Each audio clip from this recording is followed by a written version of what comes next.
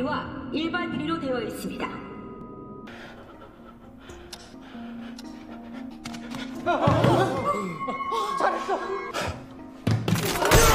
Ya, Squid Game. Nah, di part kali ini kita akan mengetahui dalang dibalik permainan mengerikan sebelumnya dan juga siapa peserta yang berhasil lolos dan mendapatkan hadiah sebesar 45,6 miliar won. Tapi sebelum ke alur ceritanya, jangan lupa untuk like, komen, subscribe, dan nyalakan loncengnya ya. Tanpa berlama-lama lagi, yuk langsung aja kita ke alur ceritanya. Film diawali dengan diperlihatkan keadaan setelah permainan kelereng selesai. Para peserta yang kembali ke base camp sangat terkejut karena ternyata Miryong tidak dieliminasi dan masih selamat. Di sisi lain, frontman juga masih khawatir karena belum bisa menemukan penyusup di dalam arena permainan. Padahal sebentar lagi para investor VIP akan datang berkunjung. Oleh sebab itu, ia tetap meminta para panitia untuk selalu waspada dan terus mencari si penyusup tersebut. Keesokan harinya, para tamu VIP pun tiba dan disambut langsung oleh frontman. Sama seperti frontman dan yang lainnya, para tamu VIP juga menggunakan topeng untuk menyembunyikan identitas mereka. Saat itu, frontman mewakili tuan rumah untuk menyambut dan melayani para tamu VIP karena tuan rumah masih memiliki urusan yang lain. Para VIP inilah yang menginvestasikan uang mereka sebagai taruhan dalam permainan-permainan sebelumnya. Sekarang mereka berkunjung untuk menyaksikan secara langsung para pemain di sana. Setelah itu, Junho yang masih bersembunyi memutuskan untuk merampas kostum lainnya agar ia bisa lebih dekat dengan tamu VIP sekaligus mengambil beberapa video sebagai bukti. Tak lama kemudian, permainan kelima pun siap dimainkan. Sebelum memulai permainan, para peserta pun diminta untuk memilih rompi yang bertuliskan nomor 1 sampai 16. Pemilihan rompi itu akan menentukan nasib mereka pada permainan kali ini. Para peserta yang ketakutan segera mengambil nomor-nomor tengah karena merasa nomor itu pasti aman. Sampai saat giliran Gi-hun, nomor yang tersisa adalah nomor 1 dan 16. Awalnya Gi-hun ingin mengambil nomor 1, namun peserta lain memohon kepadanya karena ia terlalu takut untuk menjadi peserta terakhir. Alhasil, Gi-hun pun mengalah dan membiarkan peserta itu untuk mengambil nomor pertama. Setelah pemilihan nomor, mereka pun dihadapkan pada sebuah jembatan kaca. Dalam waktu 15 menit, setiap pemain harus melewati jembatan kaca itu sesuai dengan urutan mereka. Nah, jembatan kaca itu terbuat dari dua jenis kaca yang berbeda. Itu artinya jika salah melangkah, maka mereka akan langsung jatuh dan tewas. Menjadi pemain awal adalah tugas yang paling berat, karena jika mereka salah melangkah, maka pemain di belakang mereka bisa aman karena memilih kaca yang benar. Namun menjadi pemain terakhir juga tidak mudah, karena ia harus berpacu dengan waktu yang terus berjalan. Singkat cerita, permainan kelima pun dimulai. Satu persatu pemain pun mulai memberanikan diri untuk melompati jembatan kaca tersebut. Tak sedikit dari mereka gagal memilih kaca yang benar dan jatuh begitu saja. Dengan waktu yang terus berjalan, para pemain pun menjadi tidak sabar dan memutuskan untuk mendorong pemain di depan mereka. Sampai akhirnya Doksu pun sampai di posisi terdepan. Tentu saja tidak ada yang berani melawannya apalagi mendorongnya. Doksu bersikeras bahwa ia akan tetap berada di posisinya agar tidak ada peserta yang lolos dari permainan tersebut. Miryong yang kesal lantas melompat ke arahnya dan memegang erat tubuh Doksu. Ia pun mengorbankan dirinya sendiri dengan membawa Doksu jatuh bersamanya. Setelah beberapa pemain jatuh dan tewas, kini tersisa 4 pemain saja. Seorang pemain di posisi terdepan ternyata merupakan seorang pekerja di pabrik kaca. Oleh sebab itu, ia pun bisa membedakan kaca yang kuat dan kaca biasa. Dengan kemampuannya itu, ia pun berhasil membawa Sang-woo, Sebyok, dan Gi-hun yang ada di belakangnya dengan selamat.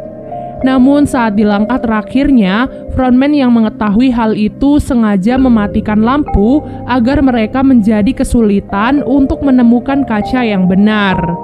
Hal itu pun membuat pemain itu mengulur waktu terlalu banyak. Alhasil, Sang-woo pun menunjukkan jati dirinya yang sebenarnya. Ia tega mendorong pemain itu, padahal berkat pemain itu mereka bisa maju dengan selamat. Tepat di detik-detik terakhir, Sang-woo, Se-byok, dan Gi-hun pun segera berlari sebelum akhirnya jembatan kaca itu pun dihancurkan sehingga kaca-kaca itu pun terbang dan menggores beberapa bagian tubuh mereka.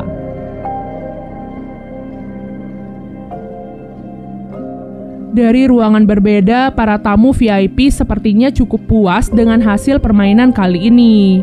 Junho yang berada di sana masih sibuk melayani mereka. Kemudian seorang tamu VIP sepertinya tertarik kepada Junho dan menyuruhnya untuk duduk di dekatnya. Setelah itu, tamu VIP itu pun membawa Junho ke ruangan lain. Junho yang merasa direndahkan akhirnya marah dan menodongkan pistolnya pada tamu VIP tersebut. Junho kemudian meminta tamu VIP itu untuk memberikan informasi apapun tentang tempat permainan itu. Nah, hal itu kemudian direkam oleh Junho untuk dijadikan bukti. Setelah mendapatkan rekamannya, Junho pun menghajar tamu itu hingga pingsan dan kabur dari arena permainan itu dengan alat selam yang ada di sana. Ia pun mengerahkan beberapa anak buahnya untuk ikut mencari Junho. Tak lama kemudian, Junho pun sampai di pulau seberang. Ia ingin menghubungi ketua polisi untuk meminta bantuan, sekaligus mengirimkan bukti-bukti yang ada di handphonenya. Namun karena di sana tak bisa mendapatkan sinyal, ia pun memutuskan untuk mendaki ke tempat yang lebih tinggi. Tak lama kemudian, frontman dan anak buahnya juga sampai di sana. Mereka segera menyusuri pulau itu untuk menangkap Junho. Sayangnya sebelum ia bisa mengirim bukti dan mendapatkan bantuan, Junho pun tertangkap oleh frontman dan anak buahnya. Tak disangka sosok pria di balik topeng frontman ternyata adalah kakaknya sendiri yang selama ini ia cari. Junho pun bertanya kepada kakaknya mengenai alasannya melakukan semua ini. Namun belum sempat mendapatkan jawaban, Junho pun ditembak oleh kakaknya sendiri dan jatuh ke laut. Di tempat lainnya, Sang-woo, Se-byok, dan Gi-hun yang berhasil lolos dipersilahkan untuk mengganti pakaian mereka dan makan malam bersama. Saat mengganti pakaiannya, Se-byok terlihat pucat dengan darah yang terus mengalir dari perutnya. Rupanya pecahan kaca besar dari permainan sebelumnya telah menancap tepat di perut kirinya. Ia pun merobek seragamnya dan menutupi lukanya itu dengan seragam tersebut. Tak lama kemudian, Gi-hun dan yang lainnya pun dihidangkan makanan lezat untuk pertama kalinya. Di sana, Gi-hun dan Sang-woo melahap makanan mereka sampai habis. Sementara Se-byok yang masih kesakitan bahkan tak mampu memotong dagingnya sendiri. Setelah makan malam itu, masing-masing dari mereka pun dibekali pisau kecil. Gi-hun terlihat masih marah pada Sang-woo karena tega membunuh pemain sebelumnya. Ia pun berniat untuk membunuh Sang-woo dengan pisaunya dan memenangkan permainan itu dengan Se-byok. Setelah itu, ia pun menghampiri Se-byok dan mengajaknya untuk bekerja sama. Se-byok yang sudah semakin lemah berpesan kepada Gi-hun bahwa jika ia berhasil selamat dan lolos dari sana, ia meminta Gi-hun untuk mengurus adiknya yang saat ini berada di panti asuhan. Setelah mengatakan hal itu, Gi-hun pun baru menyadari bahwa baju Se-byok kini telah dipenuhi oleh darah. Ia pun panik dan berlari ke pintu untuk meminta bantuan. Tak lama kemudian, para panitia pun datang sambil membawa peti. Tak disangka saat Gi-hun meminta bantuan, Sang-woo ternyata telah membunuh Se-byok dengan pisaunya sendiri. Hal itu pun membuat Gi-hun merasa bersalah kepada Se-byok dan menjadi semakin marah pada Sang-woo. Sementara Sang-woo dengan santai berkata bahwa ia hanya ingin membantu Sebyok untuk menyudahi segala kesakitannya. Keesokan harinya, permainan terakhir pun tiba. Dua orang yang masih tersisa yaitu Gi-hun dan Sang-woo akan memainkan permainan yang disebut Squid Game. Kebetulan permainan itu adalah permainan masa kecil mereka. Mereka kemudian mendapatkan peran yang berbeda, Gi-hun sebagai penyerang dan Sang-woo sebagai orang yang bertahan. Seperti biasanya dari ruangan lain, para tamu VIP dipersilahkan untuk menonton permainan terakhir dan menjadi saksi siapa yang akan keluar sebagai pemenang. Gi-hun dan Sang-woo sama-sama membawa pisau yang kemudian mereka gunakan untuk saling menyerang. Dengan diiringi hujan, keduanya pun mulai bertarung satu sama lain. Pada satu kesempatan, Sang-woo berhasil merebut pisau dan menusuk tubuh Gi-hun beberapa kali. Namun Gi-hun tak menyerah, ia terus bangkit dan terus melawan. Usaha Gi-hun itu pun berhasil membuat Sang-woo tak berdaya. Dengan pisau yang tertancap di tangannya, Gi-hun pun mendekati tubuh Sang-woo dan berniat menikamnya. Namun tak diduga Gi-hun tidak tega melakukan hal itu dan malah menancapkan pisaunya di samping Sang-woo. Ia memutuskan untuk tidak membunuh Sang-woo dan berjalan ke garis finish.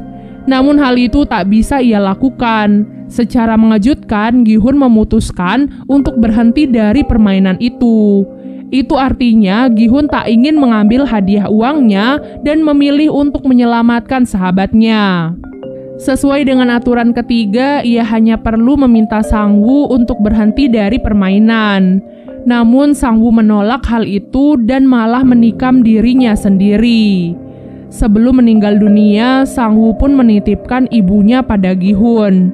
Dengan begitu, mau tidak mau, Gi-hun pun langsung dinyatakan menang. Setelah semua perjuangannya itu, Gi-hun pun dikembalikan ke tempat asalnya lengkap dengan kartu kredit yang berisi 45,6 miliar won. Dengan semua uang itu, Gi-hun sama sekali tidak bahagia.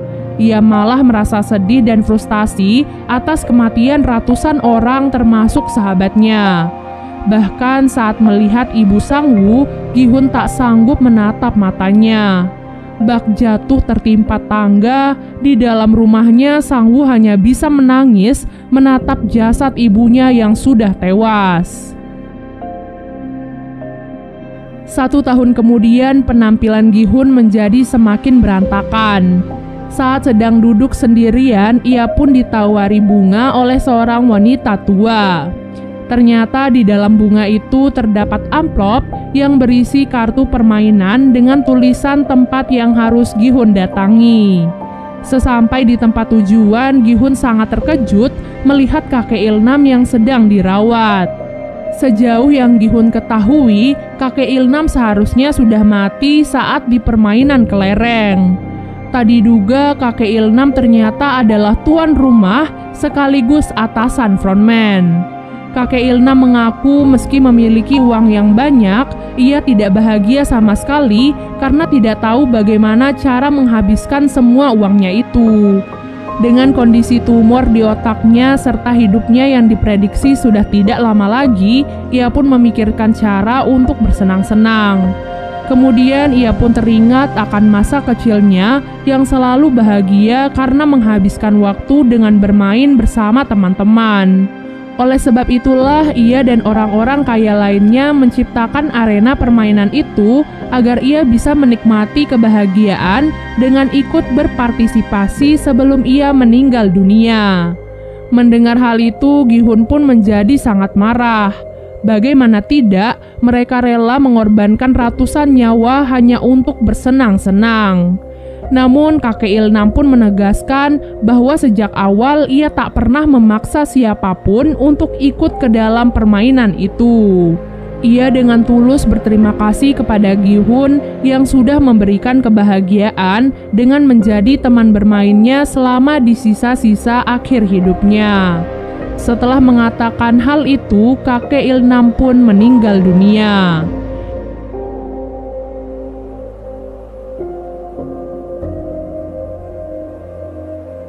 Keesokan harinya, Gi-hun pun memulai kehidupan barunya dengan damai. Ia pun menjemput adik Sebyok di panti asuhan dan menitipkan anak itu pada ibu Sang-woo.